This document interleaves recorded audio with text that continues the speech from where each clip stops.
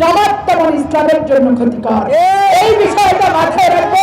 যে মহিলা এই কথা বলেছে জনসম্মুখে, এটা যদিও সে বোঝাতে চেয়েছে শরীরের জন্য তামাক যেমন ক্ষতিকর, ধর্মের জন্য ইসলাম তেমন ক্ষতিকর, সে এখানে জামাত ইসলামকে বোঝাতে চেয়েছে, কিন্তু সে শুধু ইসলাম বলে ফেলেছে।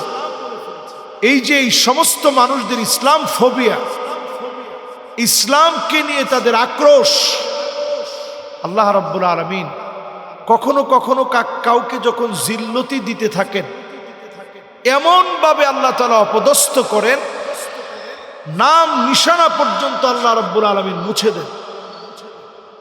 হাদিসের ভাষ্য অনুযায়ী নবীজি বলছেন, ইন্নাল আবদা লা ইয়াতাকাল্লামু বিল কালিমা, মানুষ কখনো কখনো এমন কথা বলে ফেলে, আবআদু বাইনাল মাশরিকি ওয়াল মাগরিব, জাহান্নামের মাশরিক থেকে মাগরিব যত দূরে, তার জায়গাটা এর চেয়ে অতল গহ্বরে হয়ে যায়।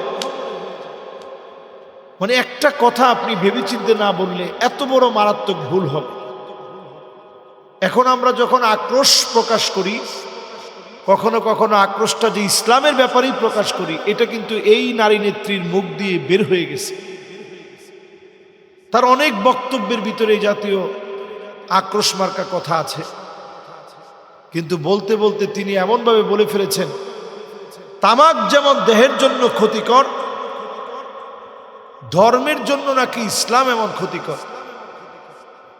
এটা শব্দটাই শাব্দিকভাবে ওনাকে কুফরির দিকে নিয়ে গেছে, প্রকাশ্য কুফরি।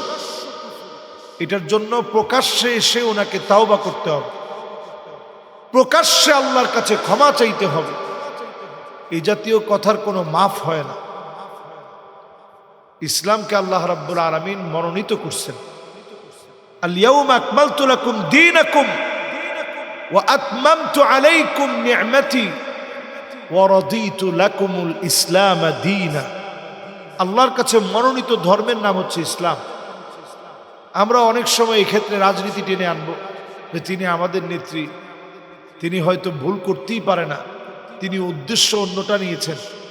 আমি পরিষ্কারভাবে বলি, নেতার চাইতে, নেত্রীর চাইতে, দলের চাইতে, রাষ্ট্রের চাইতে ইসলামকে কোটি কোটি গুণ বেশি যদি আপনি ভালোবাসতে না পারেন, আপনি আসলে ঈমানদার হতে পারেন না। ঈমানের দাবি যদি আপনাকে করতে হয়, তাহলে এই বিষয়ে প্রত্যেকের প্রতিবাদী হতে হবে। কথা বলার ক্ষেত্রে সাবধান হন, ইসলাম ফোবিয়া তৈরি করবেন না। মৌলবাদ বলে গালি দিবেন না, জঙ্গিবাদ বলে গালি দিবেন না। এ জাতীয় শব্দ চয়ন করে নিজেদেরকে ইসলাম বিদ্বেষী বানাবেন না। ইসলামের সাথে যদি কেউ বিদ্বেষ করে, আল্লাহ রাব্বুল আলামিন তার জন্য যথেষ্ট। সুতরাং আপনি নিজেরা অনেক বড় মনে করে কোন একটা জায়গায় এরকম বক্তব্য দিয়ে ফেলবেন, আবার নিজেদেরকে মুসলিম বলেও পরিচয় দিবেন, এই সুযোগ নেই। এই ডাবল স্ট্যান্ডার্ড যে নীতি আছে, এটাকে দ্বৈত নীতি বলে, মুনাফিকি নীতি। এই নীতি চলবে না। যদি আমি মুসলমান হই, ইসলামকে সম্মান করি, ইসলামের মধ্যে থেকে আমাকে ইসলামের কথা বলতে হবে।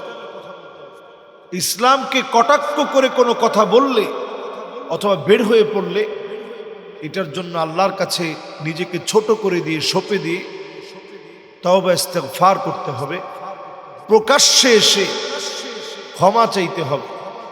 যে বক্তব্য আপনি দিয়েছেন, অনতিবিলম্বে এই বক্তব্যের পরে আপনি ক্ষমা চেয়ে নেন, যে আসলে আমি জাতির কাছে ক্ষমা চাই। যদি ক্ষমা না চান, আপনি চিহ্নিত হচ্ছেন মানুষের কাছে। এই চিহ্নিত মানুষগুলো মানুষের কখনো মহব্বতের মানুষ হতে পারবে না। যত বড় আপনি নিজেকে জনপ্রিয় মনে করেন না কেন, জনপ্রিয়তা আল্লাহ তাআলা দেন, সুম্মা ইয়ারফাউহা আল্লাহ, এরপরে আল্লাহ টেনে উঠায় নেন। আল্লাহ যখন টেনে উঠায় নেন, তখন জনপ্রিয়তা তুঙ্গে থাকা মানুষ আল্লাহ তাআলা জমিনের সাথে নাস্তানাবুদ করে দেন। আল্লাহর কাছে আমরা ক্ষমা চেয়ে নিচ্ছি। আল্লাহ যেন আমাদেরকে বিভিন্ন রকম কথার যে ভুল ত্রুটি এগুলো থেকে যেন আল্লাহ তাআলা হেফাজত করেন। ইচ্ছাকৃত যারা প্রতিনিয়ত ইসলামকে নিয়ে কটাক্ষ করে কথা বলে, আল্লাহ যেন তাদেরকে হেদায়েতের পথে নিয়ে আসে। আসসালামু আলাইকুম ওয়া রাহমাতুল্লাহি ওয়া বারাকাতুহু।